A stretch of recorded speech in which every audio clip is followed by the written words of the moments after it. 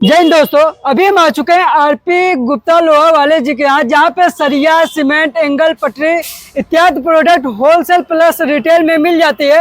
और यहाँ पे आज हम जानने की कोशिश करेंगे जो प्रोडक्ट सरिया जैसे महंगी होती है उसको हमको लेना चाहिए, जो सरिया सस्ती होती है और उसमें क्वालिटी होती है उसको लेना चाहिए। तो चल के हम डायरेक्ट सर से बात करेंगे और डिस्कस करेंगे। हेलो सर, कैसे हैं आप? सब बढ़िया, तुम बताओ। बिल्कुल बढ़िया सर। सर आपसे हमें जानकारी चाहिए थी कि जैसे मार्केट में क्या होता है, सरिया लोग महंगा देख के लेते हैं कि महंगा है तो ये अच्छा होगा, तो क्या जो सस्ता होता है उसमें भी क्वालिटी होती है? तो इसी के बारे में जानना था सर। आज की डेट में अगर इसकी बात करें तो अब वो चीज़ें नहीं रह गई कि आप सोचें कि सरिया महंगी है, किसी बड़े ब्रांड की है तो उसी के पास क्वालिटी है। क्योंकि आज बाजार में लगभग बहुत प्लांटों के पास अपनी खुद की माइनिंग है, अपने खुद के कच्चे माल का पूरा प्रोडक्शन है। तो बहुत ब्रांड्स ऐसे बाजार में ऐसे हैं जिनके पास जो है बड़े ब्रांड के टक्कर के माल है। जैसे कि आप टाटा को, पैंथर को बड़ा ब्रांड मानते होंगे, आपने ब्रांड सुने भी होंगे। तो जो आदमी नहीं जानता है वो उन्हीं ब्रांडों पे जाता है।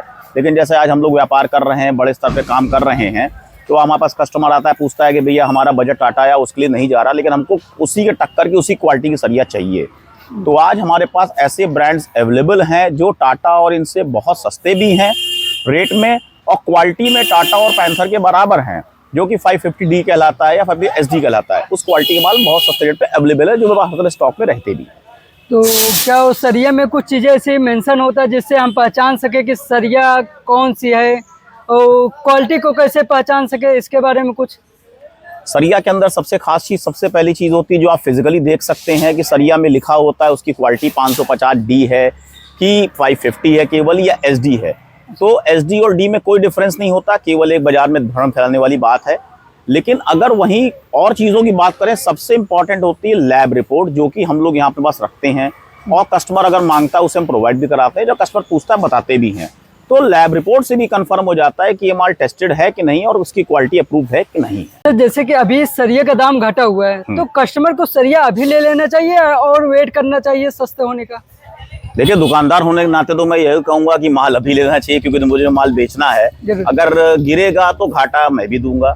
लेकिन अगर बाजार के मूवमेंटों को देखें और एक अच्छे दुकानदार की सोच चल के चलें, तो हमारे हिसाब से बाजार के अंदर तेजी के भी कोई आसार नहीं है। तो कस्टमर को जब उसकी नीड हो तो ही माल लेना चाहिए, क्योंकि आने वाले महीने 2 महीने तक मुझे बाजार में कोई तेजी दिखाई नहीं पड़ रही है। तो आराम से अपने हिसाब से माल को खरीदें, माल डंप करने की कोशिश ना करें, और जब उसकी जरूरत हो तो ही माल को लें, क्योंकि बाजार में दम नहीं। सर, पिछले 1 महीने से सरिया का दाम 8 से 10 रुपए घटा हुआ है, तो इस पे बहुत ज्यादा प्रभाव पड़ा होगा बिजनेसमैन के ऊपर, तो इसके बारे में आप क्या सोचते हैं? पिछले 1 महीने की बात करूं तो लगभग सरिया का दाम 800 रुपये वाकई गिरा। जो आपका कहना है वो सही है।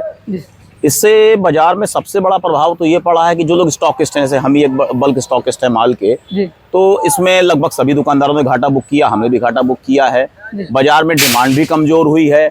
जो लोग ठेकेदार थे, बाजार में काम कर रहे थे, उनको भी काफी लॉस बुक हुआ है। लेकिन एक अच्छी बात, एक प्लस पॉइंट ये भी है कि बाजार आगे भी इसी तरह गिरावट की तरफ बनी हुई है, क्योंकि बाजार में डिमांड अभी भी नहीं है।